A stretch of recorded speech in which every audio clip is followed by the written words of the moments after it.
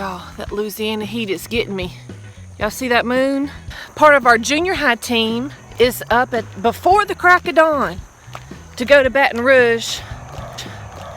I'm walking up here to meet her so that my dog doesn't go crazy when she pulls up. She texted, she said, don't let the alligator get you, because that kind of is a true story here. We live on the bayou.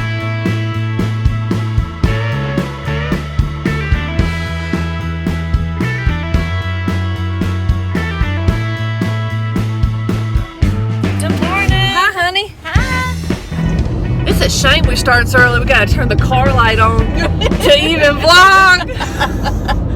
Okay, tell me about you getting my Coke. Okay, so the guy at the Circle K was adorable, cute young guy. And when I walked in, he was like, "Good morning." And I was like, "Good morning." And a minute later, he said, "You look like you're ready for the day." And I was all pumped up, ready to say, "I'm going for some teacher training in Baton Rouge." Okay, we're coming to meet part of our other junior high team, and so we have a pretty good group for summertime.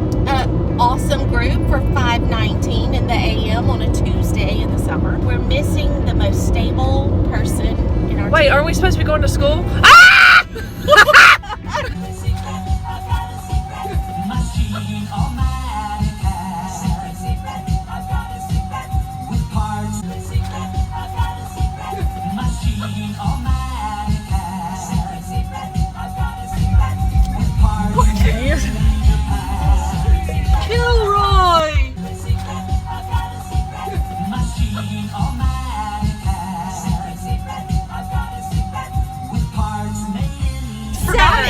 Who are we going to see, Stacey? We're going to see Jack Berckemeyer, who is a middle school expert and a comedian. By a vowel.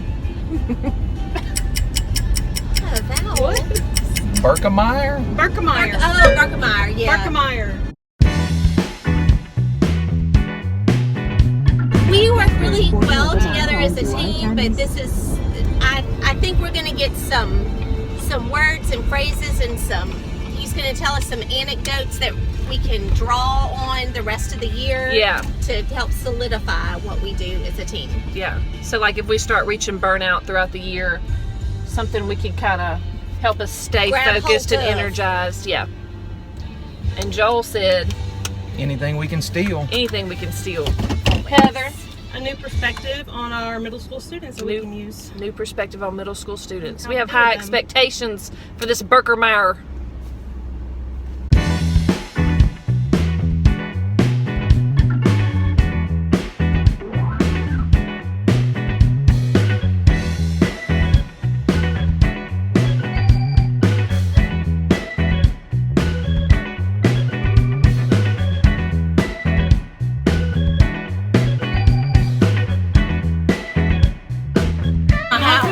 Lightning. Yes. Lightning. Yes.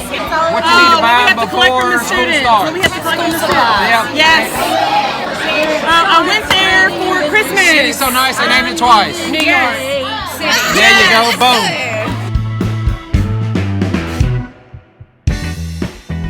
What do we do in January? Like, we're real fired up and we're pumped up now and we're excited, but you know, November's coming, like winter is coming. Yes.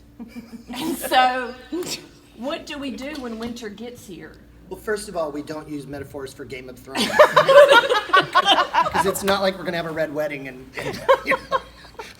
Yeah. So go back to the activity we did today, which was draw that typical adolescent. What a perfect time to do that is in January, which is, you know what, we had the excitement at the beginning of the year, but now it's really about how do we sustain it. And part of that sustaining it is back to our focus, which is not about burping up binders of data. It's about literally, let's go back to who are our young adolescents in this school. I firmly believe this, that until you meet the needs of your kids in your school, you're going to have conflict. So I ask schools point blank, what is it your kids need? If they need pencils, give them pencils. If your kids need some coats, let's get them some coats. Because if you don't meet their basic needs, they're not going to move to the next level. So I think that's the same for staff. during January, what is it our staff needs? Is it eating makes a meeting for the remainder of the year and brownies will solve all of our problems? Then you know what? Let's get PTA, PTO to make some brownies and we're all good to go. If that's what we need. In other words, I think of a needs assessment for kids, but what's our needs assessment as a staff? We need a night out. We need a bowling night. We need something to just re-energize our soul. We need to do a focus group with kids and find out what they love about our school and get the feedback from them.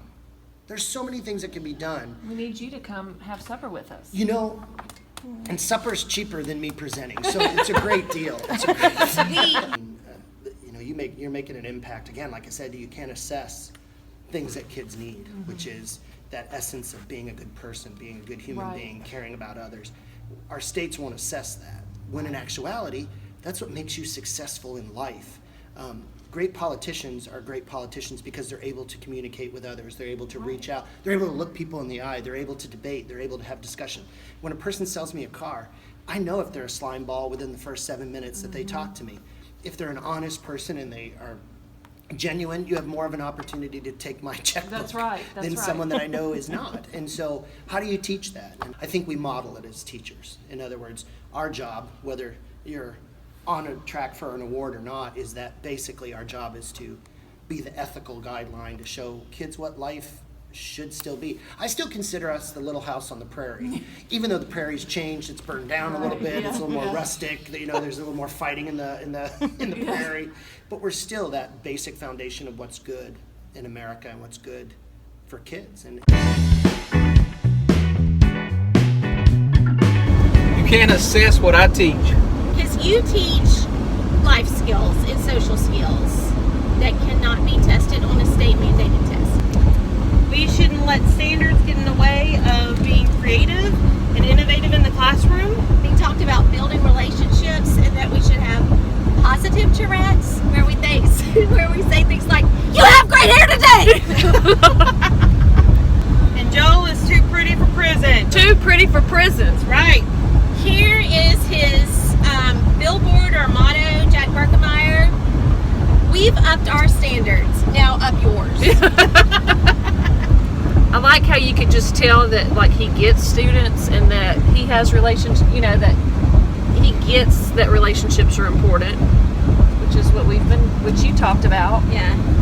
And he did that with us today. Yeah. I mean, not even knowing our names or whatever, just by circulating and even imitating middle school kids, how they like to, like, mess with each other, that kind of stuff.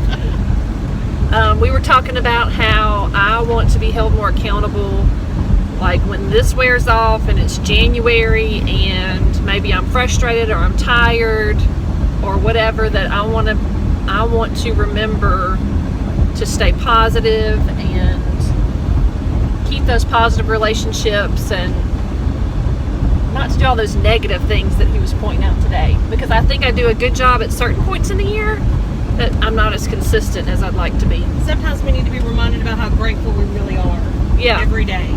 And how good our job really is. Teach who we teach. Right. And that it's fun every day. Even bad days, there's something funny. It can be fun. I saw a tweet that said, if you're complaining about your kids, change your lesson plans. And so I might need to That's absolutely true. post that in my room maybe. It's going to be a good year.